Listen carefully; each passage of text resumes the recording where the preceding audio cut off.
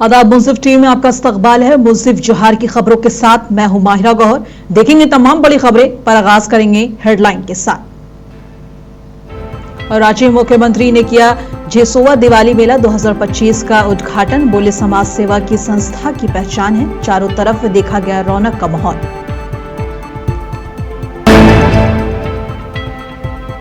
और रांची में रिम्स की 61वीं शासी परिषद की हुई बैठक, कई अहम फैसलों पर हुई चर्चा।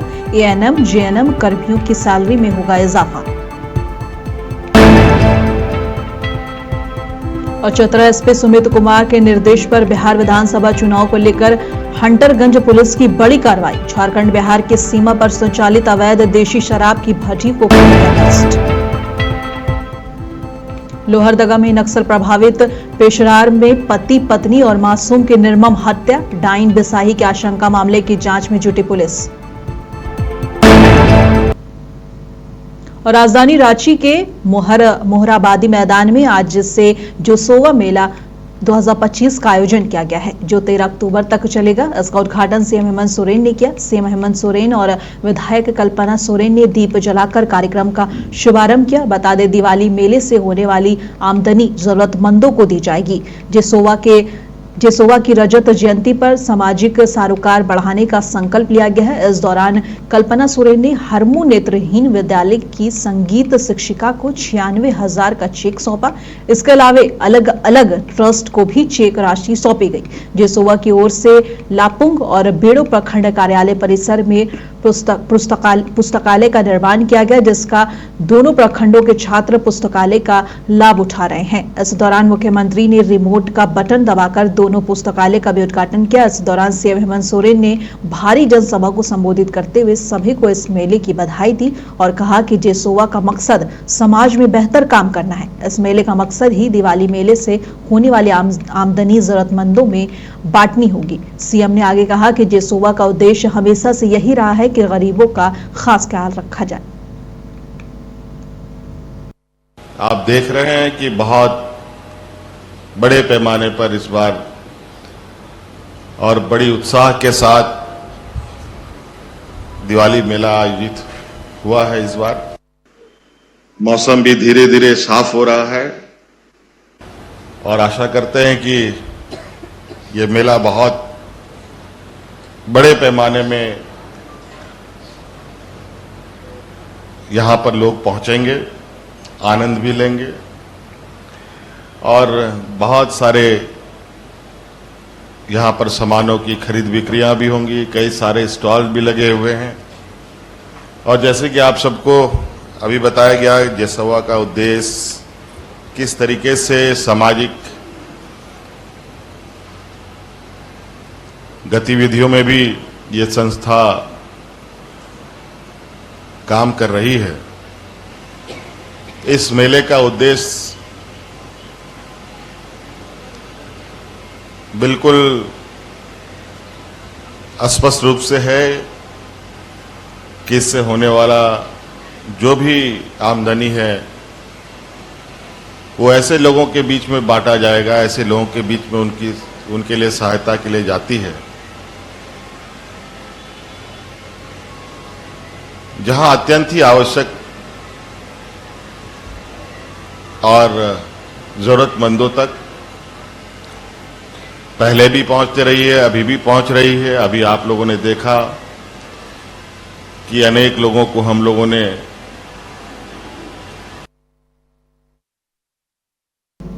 और मुख्यमंत्री हेमंत सोरेन ने जेसोवा मेले को लेकर कहा है कि जेसोवा मेले के आयोजन का मुख्य उद्देश्य यही है कि इस मेले से होने वाली पूरी आमदनी गरीब और जरूरतमंदों को दी जाए। ये संस्था शिक्षा और स्वास्थ्य के क्षेत्र में सराहनीय कार्य कर रही है। सीएम हेमंत सोरेन ने कहा है कि ये मेला 5 दिन तक चलेगा। आप सभी इस मेले का आनंद लीजिए। साथ ही मुख्यमंत्री हेमंत सोरेन ने मेले में लगे सभी स्टॉल का दौरा किया और दिवाली में हैंडलूम आइटम्स, देश के अलग अलग राज्यों के बेहतरीन पोशाक जैसे कि बनारसी सिल्क साड़ी और कश्मीरी साड़ियों से लेकर लखनऊ की चिकनकारी के साथ साथ आभूषण और घर सजाने के सामान देखकर खुशी का इजहार किया है। उनके लिए सहायता के लिए हाथ बढ़ाना बहुत ही सराहनीय कार्य है आप लोगों को आज के इस दिवाली मेला आयोजन के लिए बहुत बहुत शुभकामनाएं। और यहाँ आए हुए आप सभी जितने भी अतिथिगण हैं उन सब लोगों को भी, आज तो ये पहला दिन है, 5 दिन लगभग चलेगा। और आप सबको मालूम है कि रांची जैसा शहर बहुत ऐसा जगह कम मिलता है जहां बहुत सारे ग्रामीण क्षेत्रों से लेकर के शहरी क्षेत्रों तक में जो चीजें उपलब्ध होती हैं वो सब एक जगह आपको मिले। अभी तो हम लोगों ने जितने भी स्टॉल लगे हैं इनका हम लोगों ने देखा नहीं है क्या क्या लगा है। बहुत सारा तो मुझे दिख रहा है कि अभी सामान वामान भी उतर रहा है, अभी और भी सजेगा, यहाँ पर और भी चमक धमक होगी। और आज रांची में स्वास्थ्य मंत्री डॉक्टर इरफान अंसारी की अध्यक्षता में रिम्स शासी परिषद की 61वीं बैठक हुई। बैठक के बाद मंत्री ने बताया कि रिम्स रांची में कार्यरत एएनएम और जीएनएम कर्मियों की सैलरी बढ़ाई जाएगी। ये फैसला स्वास्थ्य सेवाओं को बेहतर बनाने और स्टाफ की सुविधा के लिए लिया गया है। वहीं बैठक में कुल 25 मुद्दों पर चर्चा की गई। इनमें मुख्य एजेंडे में नए सुपर स्पेशलिटी कोर्स शुरू करने और पहले से चल रहे कोर्सों की सीटें बढ़ाने का निर्णय लिया गया। इसके अलावा अस्पताल में मशीनों के चलाने के लिए 30 टेक्नीशियन की नियुक्ति का प्रस्ताव भी रखा गया है। बैठक में नर्स और पारा मेडिकल स्टाफ की नियुक्ति और पदोन्नति और सेवा शर्तों में बदलाव पर भी विचार होगा। राज्य को ये मैसेज देना चाहता हूं कि रिम्स जो है वो पहले से बेहतर हुआ है। और आज जो जीबी का बैठक था इसमें कई महत्वपूर्ण निर्णय हमने लिया है। और निर्णय जो है मैं आपको बता देना चाहता हूं कि त्यौहार को देखते हुए हमने जो हमारी जो एएनएम जीएनएम जो थी जो कार्यरत थी उसकी सैलरी हम लोगों ने बढ़ा दिया है। आउटसोर्सिंग को भी हम लोगों ने राहत दिया है। दूसरा है कि रिम्स और भी जो लोग कार्यरत हैं उसको भी हम लोग दीपावली के अवसर पर उसका हम लोग ने मानदेय बढ़ा दिया है। तीसरा सबसे बड़ा निर्णय था कि जो हम लोग मोक्ष वाहिनी कहते हैं, जो पेशेंट डेथ करता है रिम्स में, ये दुर्भाग्य है कहिए, क्योंकि प्राइवेट में जो पेशेंट को ठीक नहीं कर पाते हैं सारा पैसा वसूल लेता है लोगों से। उसके बाद जब नहीं जो पैसा देने लायक नहीं होता उसको रिफर रिम्स कर दिया जाता है और रिम्स जो है वो भार सहता है। तो रेट ऑफ आप कहिएगा कि जो मृत्यु दर है हमारा काफ़ी ज़्यादा है रिम्स का, और जो लोग मरते हैं गरीब लोग हमारे मारे जाते हैं। लोहरदगा जिले के नक्सल प्रभावित पेशरार थाना इलाके में बीते रात एक ट्रिपल मर्डर का मामला सामने आया है, जिससे इलाके में हड़कंप मच गया है और मरने वाले लोगों में पति पत्नी और एक मासूम की निर्मम तरीके से हत्या कर दी गई।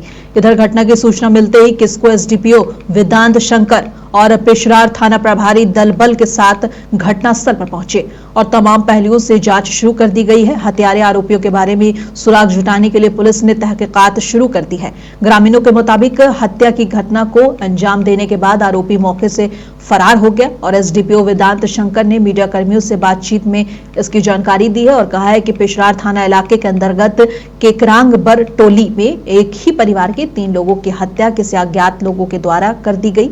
एसडीपीओ वेदांत शंकर ने बताया है कि पूरे मामले की बारीकी से जांच पड़ताल करने की बात की जा रही है। इन्होंने आगे कहा कि जो भी इस निर्मम घटना को अंजाम दिया है बहुत जल्द सलाखों के पीछे होगा, किसी भी सूरत में बख्शा नहीं जाएगा। सूत्रों के मुताबिक हत्या के पीछे डायन बिसाही का भी मामला चर्चा में बना हुआ है।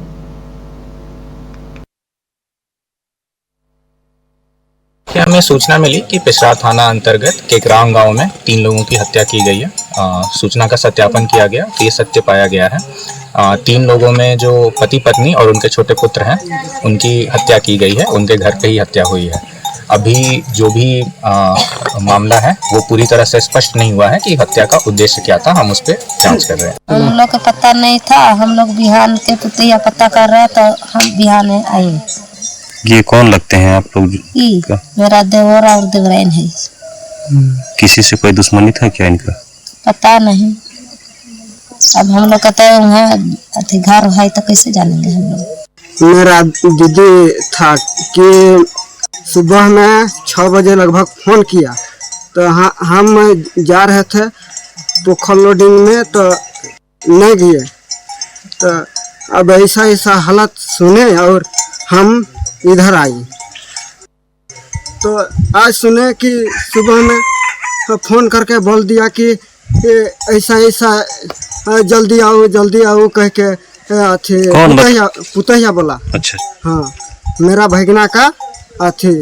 हमारे चतरा पुलिस कप्तान सुमित कुमार अग्रवाल के निर्देश पर हंटरगंज थाना प्रभारी प्रभात कुमार की टीम ने झारखंड बिहार सीमा से सटे जबड़ा और कुसमाही गांव के जंगलों में अवैध देशी शराब भट्टियों पर छापेमारी कर इस कार्रवाई में 6 भट्टियों को ध्वस्त कर दिया है और 1000 किलो जावा महुआ, 20 ड्रम फिटकिरी समेत कई उपकरण नष्ट किए गए हैं। बताया गया है कि ये शराब बिहार विधानसभा चुनाव में खपाने की योजना थी। पुलिस पहुंचने से पहले संचालक फरार हो गए। फिलहाल आरोपियों की पहचान कर आगे की कार्रवाई की जा रही है।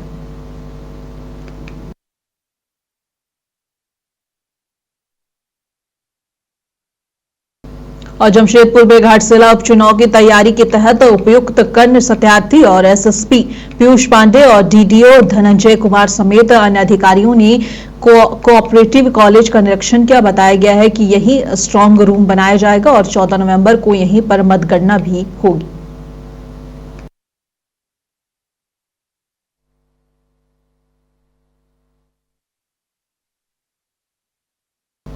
और जमशेदपुर में आदिवासी समुदाय में एक विशाल रैली निकालकर उपायुक्त कार्यालय तक मार्च किया। ये रैली आदिवासी बचाओ जन आक्रोश महारैली के नाम से आयोजित की गई थी, जिसमें हजारों लोग शामिल हुए। इनका कहना है कि कुड़मी महतो को अनुसूचित जनजाति यानी कि एसटी में शामिल करने का वे कड़ा विरोध करते हैं और प्रदर्शनकारियों ने चेतावनी दी है कि आदिवासियों के हक और अधिकार को छीनने की कोशिश करने वालों को बख्शा नहीं जाएगा। रैली में आदिवासी और पारंपरिक वेशभूषा और तीर धनुष के साथ शामिल हुए और जमकर विरोध दर्ज कराया।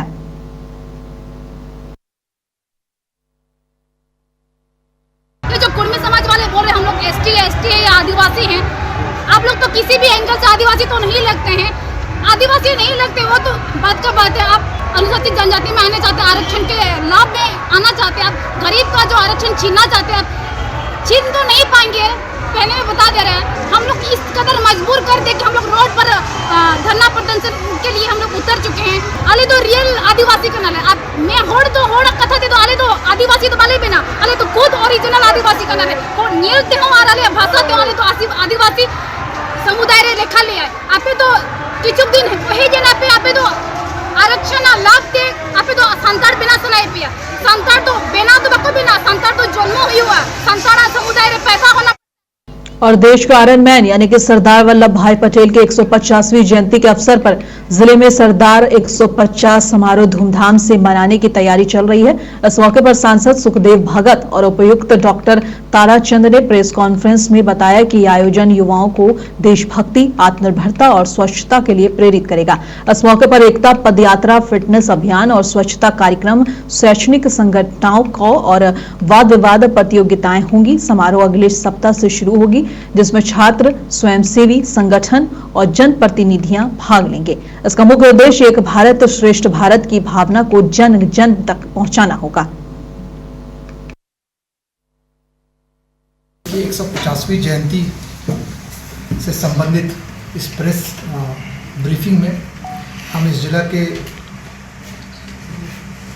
आदरणीय सांसद महोदय जी का तहे दिल से स्वागत करते हैं, साथ में उनके प्रतिनिधि और मीडिया के बंधुओं। आज जिस संबंध में हम लोग प्रेस रिलीज कर रहे हैं उसका पर्पस यही है कि हमारे देश के वीर स्वर्गीय सरदार वल्लभ भाई पटेल के 150वीं जयंती के उपलक्ष्य में और जमशेदपुर में 18वें स्वदेशी मेला का शुभारंभ पूर्व केंद्रीय मंत्री अर्जुन मुंडा, पूर्व विधायक पूर्णिमा साहू और टाटा स्टील के कॉर्पोरेट सर्विसेज के वाइस प्रेसिडेंट डीबी सुंदर रामम ने किया। मेले में स्वदेशी वस्तुओं के 300 से ज्यादा स्टॉल लगाए गए हैं।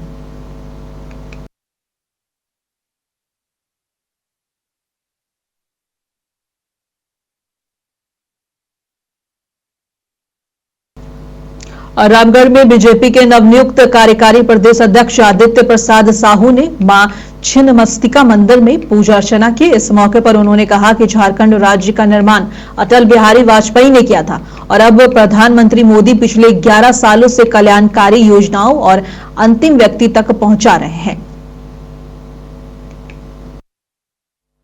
पूरा करने का काम मां छिन्नमस्तिका लोगों का करती है और आज सौभाग्य है कि सभी कार्यकर्ताओं के साथ कार्यकर्ता हमारे परिवार के सदस्य हैं, उनके साथ जाकर के मां छिन्नमस्तिका से प्रार्थना किया, आशीर्वाद मांगा है कि राज्य खुशहाली के रास्ते पे जल्द से जल्द आए।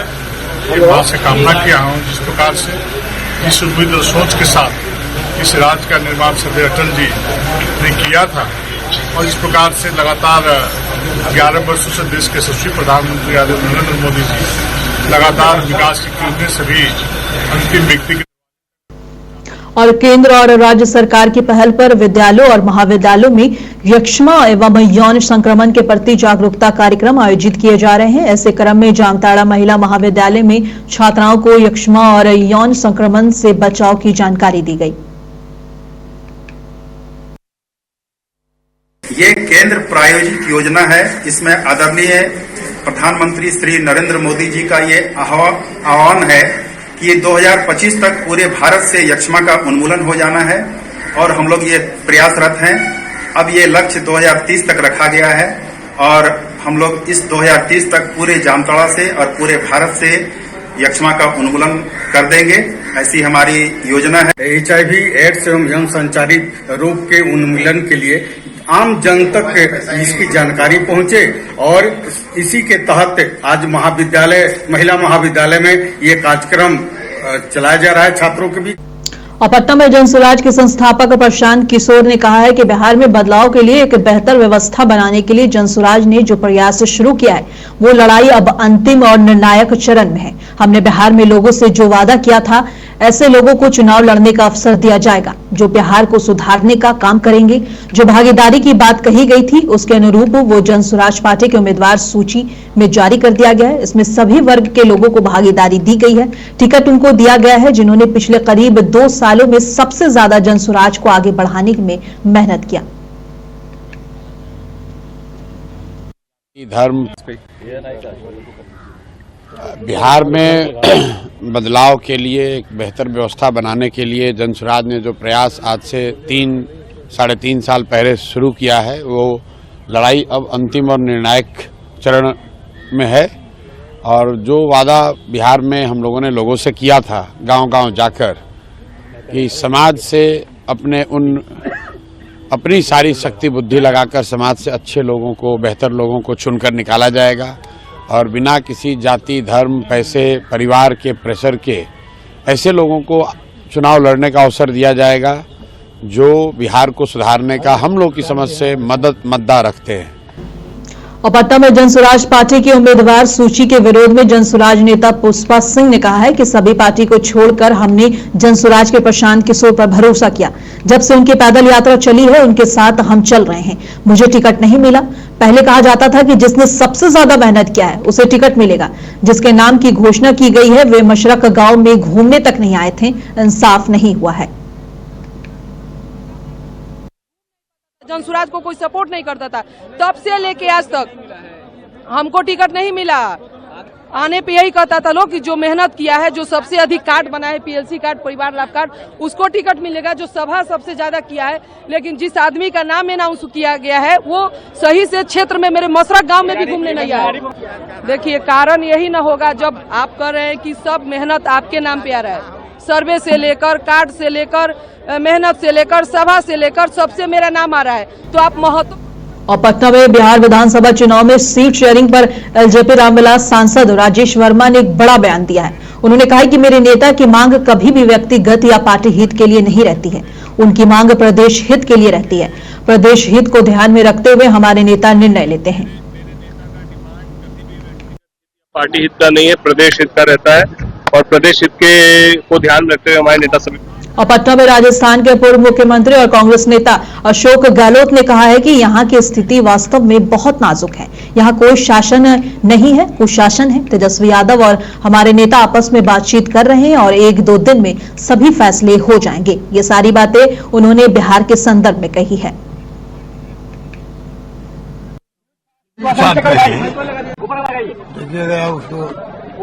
देखेंगे पाएंगे कि वास्तव में स्थिति बहुत नाजुक है, यहाँ कोई शासन नहीं, कुशासन है।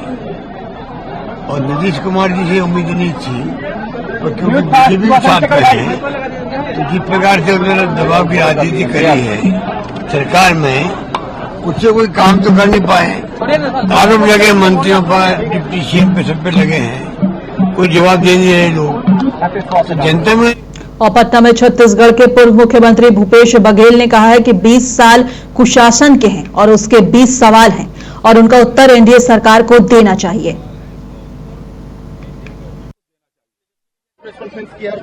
हर घर से हम ये 20 साल है कुशासन के, उसके 20 सवाल हैं, इसका उत्तर एनडीए गवर्नमेंट को देना चाहिए। तेजस्वी ने भी आज प्रेस कॉन्फ्रेंस किया और कहा है कि हर घर से हम युवाओं को सरकारी नौकरी देंगे। देखिए, आज हमने प्रेस कॉन्फ्रेंस किया, आरोप पत्र लगाया है, वो हमारे अलायंस पार्टनर हैं, उन्होंने अपनी बात कही है। आप लोग राबड़ी आवास पे जा रहे हैं सर मुलाकात करने जी? तेजस्वी के आवास पे जा रहे हैं लोग, सीट शेयरिंग पे कुछ चर्चा करने? नहीं, वो दूसरे लोग जाएंगे, वो दूसरे लोग हैं जिनको जिम्मेदारी मिली है, हम लोगों की दूसरी जिम्मेदारी। आप लोग भी ऑब्जर्वर हैं, ठीक है। तो वो और पटना में बिहार सरकार के मंत्री नितिन नवीन ने कहा है कि तेजस्वी यादव अपनी बेरोजगारी की चिंता में लगे हैं। बिहार के युवाओं को रोजगार का झांसा देकर जॉब फॉर जमीन घोटाला करने वाला व्यक्ति और संगठन आज कह रहा है कि वो नई नौकरी देने का संकल्प लेंगे, बिल बनाएंगे। बिहार के युवा उनकी बेरोजगारी दूर नहीं करेंगे, क्योंकि उनको मालूम है कि अगर उनकी बेरोजगारी दूर हुई तो बिहार में कई युवा बेरोजगार हो जाएंगे, पलायन के लिए मजबूर हो जाएंगे। क्योंकि उनको मालूम है। तेजस्वी यादव जी, आप अपने बेरोजगारी की चिंता में लगे हैं। बिहार के युवाओं को रोजगार का झांसा देकर जॉब फॉर जमीन घोटाला करने वाला व्यक्ति और संगठन और आज कह रहा है कि वो 20 दिन में नई नौकरी का कोई संकल्प लेगा, कोई बिल बनाएगा। मैं तो कहता हूं कि बिहार के युवा उनकी बेरोजगारी नहीं दूर करेंगे, क्योंकि उनको मालूम है कि अगर उनकी बेरोजगारी दूर हुई तो बिहार में कई युवा बेरोजगार हो जाएंगे, कई युवा पलायन के लिए मजबूर हो जाएंगे, कई युवा फिर से इस राज्य में अपराध के क्षेत्र में आ जाएंगे, क्योंकि उनको मालूम है कि ये परिवार केवल अपने लिए जीता है। ये परिवार वो परिवार है जो जॉब फॉर जमीन घोटाला, अलकतरा घोटाला, चारा घोटाला और सबके ऊपर गरीब जनता का। और एक बार फिर जाते जाते नजर डालेंगे हेडलाइन पे। रांची में मुख्यमंत्री ने किया जेसोवा दिवाली मेला 2025 का उद्घाटन। बोले समाज सेवा की संस्था की पहचान, चारों तरफ देखा गया रौनक का माहौल।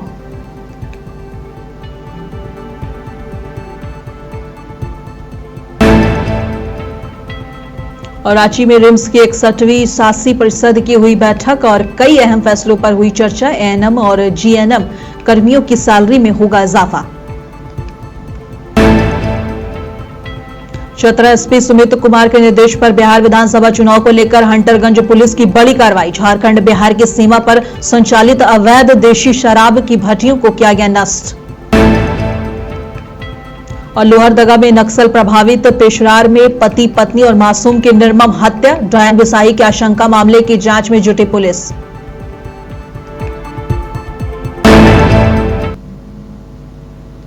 अब सिर्फ जोहार की खबरों में बस इतना ही। कल फिर मिलेंगे इसी वक्त, तब तक के लिए देश दुनिया की तमाम खबरों के लिए देखते रहें मुंसिफ टीवी।